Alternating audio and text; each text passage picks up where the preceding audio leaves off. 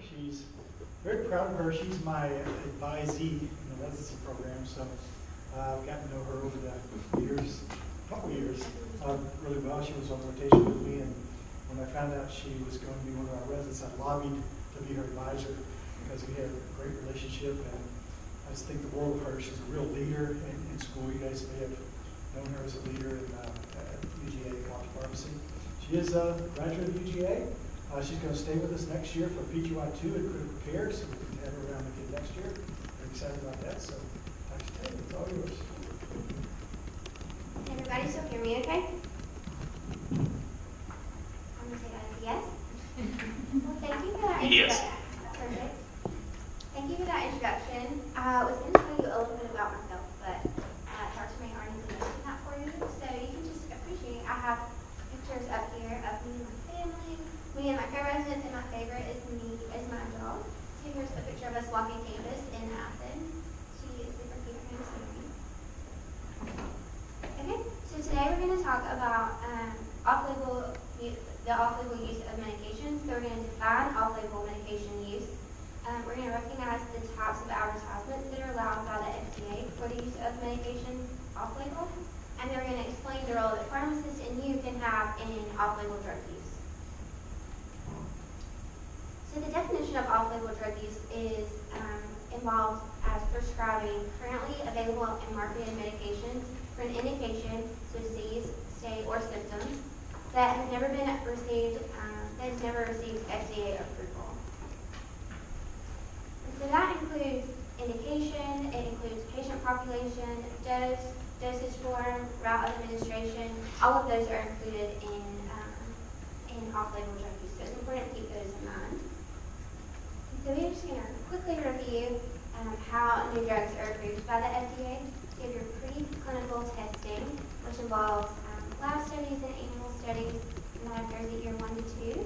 And then we move into, after we've filed the IND, we move into phase 2, which includes healthy volunteers, and that is primarily determining the dosage and safety of the medication.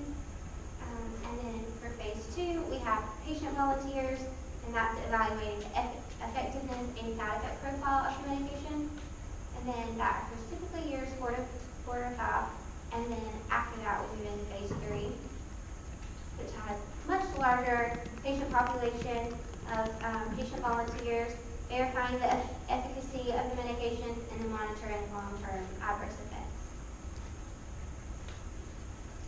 The FDA stance on off-label drug use is this. The physician may, as part of the practice of medicine, lawfully prescribe a different dosage for a patient, a different dosage, or may otherwise vary from the conditions from those approved in the package insert without informing or obtaining approval from the FDA. So it's a balance, right? It's a balance of not approved versus approved, and so in the middle is kind of no comment, not a lot of information, right? Not clear expectations for exactly what we should do in that situation. So why are medications used off-label? There are a couple of reasons. So sometimes it's financial reasons.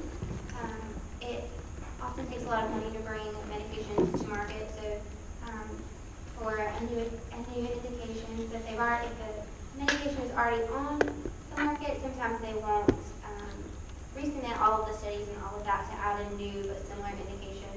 So that's one reason. For emerging treatments, so either new in drug class or new conditions, sometimes we use medications off-label, or if it's a small patient population that obtaining FDA approval through extensive studies isn't always possible, we'll use it then. The patient populations that are most affected are pediatric patients or oncology patients. So I just got off of my PICU rotation. I'm actually on my HEMOC rotation right now, and we use off-label medications all the time. Especially in the pediatric population, there's not a lot of data and not a lot of large-scale clinical trials that allow us to base medication therapy on. So particularly in those patient populations, we see a lot of off-label use. Also in critical care patients, psychiatry, pregnancy, and HIV/AIDS. So the most commonly drug classes that are used off-label are antibiotics, anticonvulsants, antidepressants, cardiac therapies, and then also cancer therapies are a big one as well. So some common examples that we see, I wanted to point out here a couple of them. So you can see carboplatin at the bottom of the slide set down here. So you can see that we use carboplatin for a lot of cancer, different types of cancer. Carboplatin is actually only FDA approved for ovarian cancer, but it is the backbone of many, many chemo regimens for patients. So important to keep that in mind. And you can also see some other examples here as well. Some of the pros of using medications off-label is it allows you to be innovative in your clinical practice. We can use it for emerging therapy or for attention to less common disease states. And it also provides the drug companies some cost savings as well. Some of the cons are limited safety and efficacy evaluations. We don't have large-scale trials necessarily. There's some liability to using things off-label. Drug companies may be unmotivated to perform the studies. It discourages evidence-based medicine and then can cause problems with reimbursement from insurance companies. So off-label use, would you think it's common? Probably in certain patient populations, right, that we just talked about. So about 21% of commonly prescribed medications are prescribed for off-label use, which is a lot of medications, right? Particularly in children, so about 80% of patients that were pediatric patients discharged from the hospital are taking at least one off-label medication. The total cost of off-label use of antipsychotics reached $6 billion in 2008, which is crazy. And then 80% of oncologists surveyed have used chemotherapy agents off-label. So diving into oncology and off-label use, of the drugs with no FDA indication for a specific tumor type, 70% were endorsed by compendia and 30% were not. And then the average number of claims for drugs with no FDA indication or compendia support averaged 11 for patients overall, 11 per patient overall. So that's a lot of patients receiving medications for off-label use.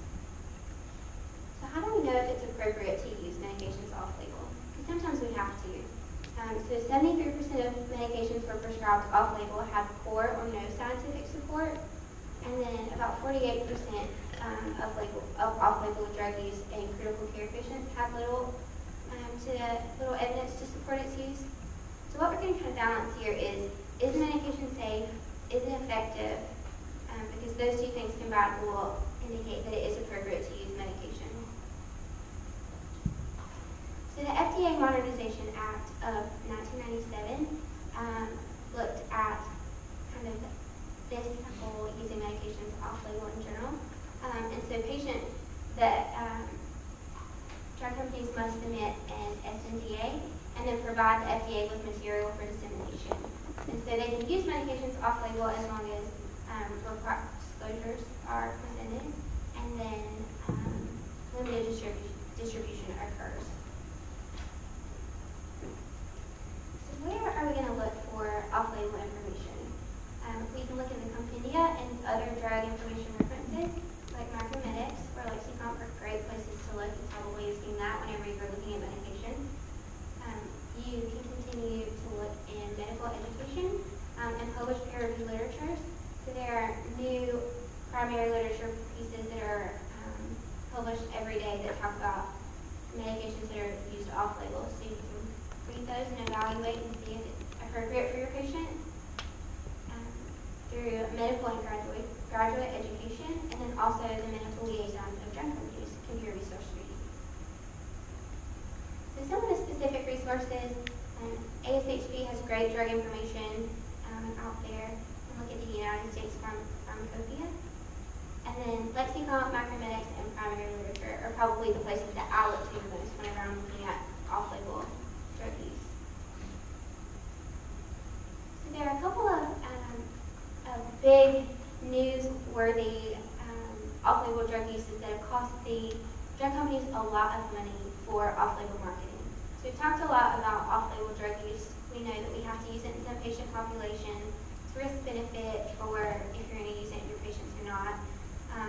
So moving over to off-label marketing, it's a little different than off-label drug use.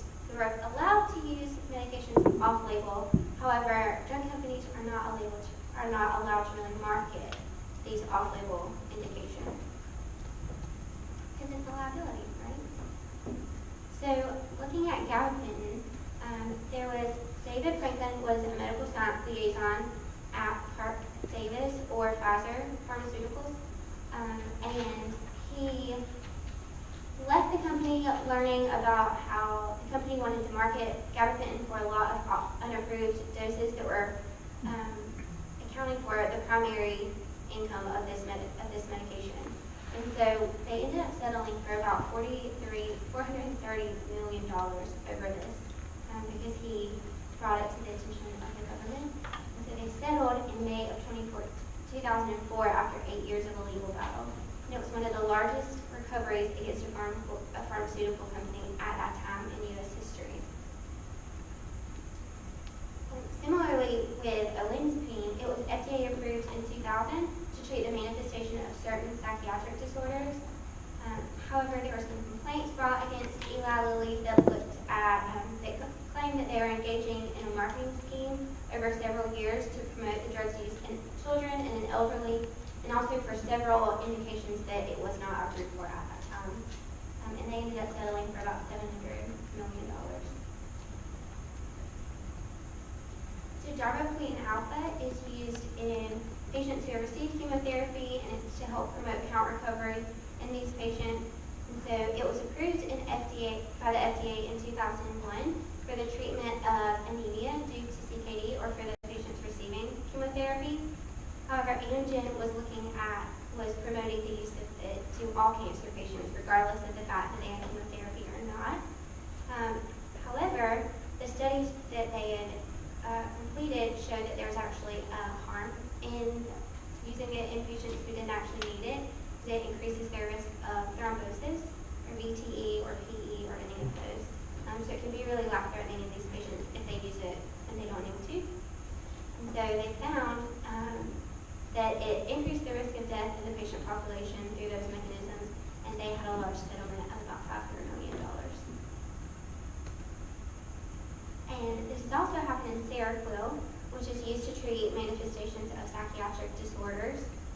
So it was approved in 1997 and then updated in 2000 to include these disease states here, so schizophrenia, bipolar disorder, and bipolar depression. And between 2001 and 2006, AstraZeneca had promoted it for aggression, for Alzheimer's, anger management, ADHD, a whole lot of indications that it wasn't approved for. And so what they found is that federal health programs would not reimburse for prescriptions that were prescribed for indications that weren't approved by the FDA. So this is kind of where we run into a lot of problems getting these medications approved for patients. It's kind of a result of this study, or of this encounter. So some of the things that we can use for off-label marketing, the biggest, in my mind, resources that we can use are good reprint practices that are printed by the FDA. So they can give some information regarding the promotion of off-label medication. We can also use medical science liaison, and that's one of the resources that the drug companies can use to give us information about medications that are going to be used off-label. So it's less of a marketing and more of giving us the information that we need to know if we can add this medication to our patient's med list. And then we can also look at published peer-reviewed literature. So Medicare Part D only covers off-label use of medication if they are identified as safe and effective, and if that use is officially recognized in one of the 3 drug compendia. So it either has to be established in the American Hospital Formulary Service, the United States Pharmacopeia, and then DrugDex, which is from Micromedics. So AMC for the off-label use of medication. And so off-label pharmaceutical prescribing should be based on published literature, is what they say. Because patient safety comes first, which makes sense, right? And then for frequent use of medication, they recommend establishing protocols. So this is something that's actually come up for me while I've been on rotation. So I mentioned that I got off of my pediatric rotation recently, and so I had a patient that was having a life-threatening immune response disease state. It's called HLH, if any of you have heard of it. It's kind of complicated, so I won't go into all that. But what I do want to say is that we had kind of exhausted all of our options for this patient. So she had been through every recommended medication that was approved, and then also a couple that actually weren't approved as well. And so we were looking at using a new agent that's not been well established in this patient population for this disease state, but there was some literature out there to support its use. So it's kind of a last-ditch effort to kind of save this patient. And so what we did is we ended up actually making a drug monograph. So we did a complete literature review of everything that was out there and identified that it would be a good idea to use this in our patient. And so now we've had a couple of our providers that have wanted to use this particular medication in some other patients for the same disease state before they get to that point, because that's kind of what's emerged in the literature, is that applying this medication early leads to better patient outcomes. And so what we've seen is an increased use here. And so it's not FDA approved. We don't know exactly the ideal dose. We don't know exactly the ideal regimen just in general. So what we're doing now is establishing protocol. So I've gone through, we've reviewed the literature, we've made our criteria for use and guidelines for how to use it, what dose to use, when the dose should be increased, and what patients qualify. And we are working on getting that approved through our P&T committee so that it can be a protocol guideline that our providers can use for using the medication off-label. So off-label use of medications comes up in practice all the time.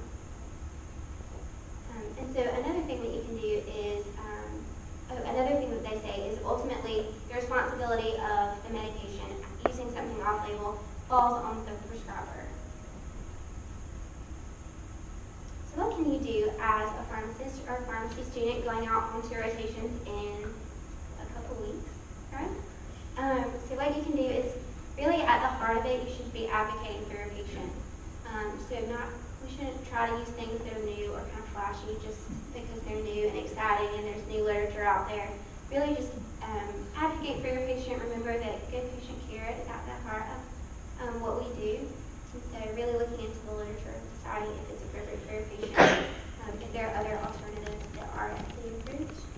And remember that you are the drug information specialist. So you can evaluate the literature, you can use your drug information resources, macromedics things, lexicon things, to help you decide if it's a good option for your patient. You can develop processes or policies like I just talked about, and then you can help promote third-party payer decisions. So if you know that medication is used off-label, it may not be covered by an insurance company, so you can kind of help have those discussions with the team early so that your patient can be discharged with medications that they can actually obtain. Any questions about that so far? So I want us to do a quick activity. So how many of you have heard of using albuterol for asthma? Everybody has, right? That's what it's approved for. So another thing that you may or may not know is that we use it often for hyperkalemia in patients that have really high potassium levels. We need to fix them quickly because if they're having maybe arrhythmias or something like that. We use albuterol all the time in those patients. So I want you to look and see if hyperkalemia is an approved indication for albuterol.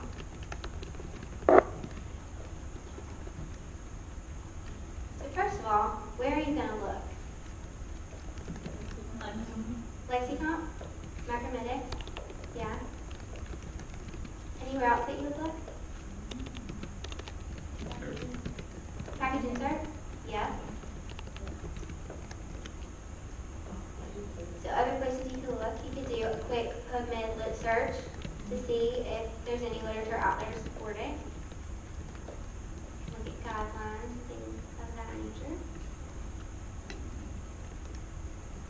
did you find? Raise your hand. Oh, sorry, yeah, you, okay. It actually says off-label use under its indication next to hyperkalemia. It does, yes. So what you'll find is that I have pulled it up under Micromedics because I really like how Micromedics does it. So they have specific delineation of what is an FDA use and then what are some common non-FDA uses.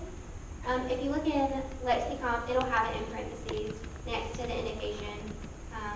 But I'm going to just show you here. So yes, we know that it's used for asthma. It's also used in exercise-induced asthma. That's it. There are no more indications that are FDA approved.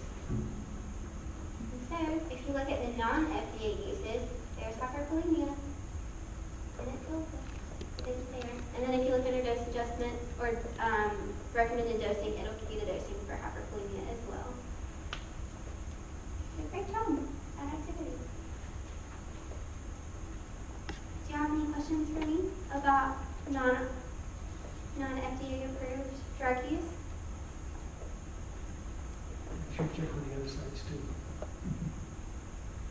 Any other questions from any of the other sites? Athens, any questions?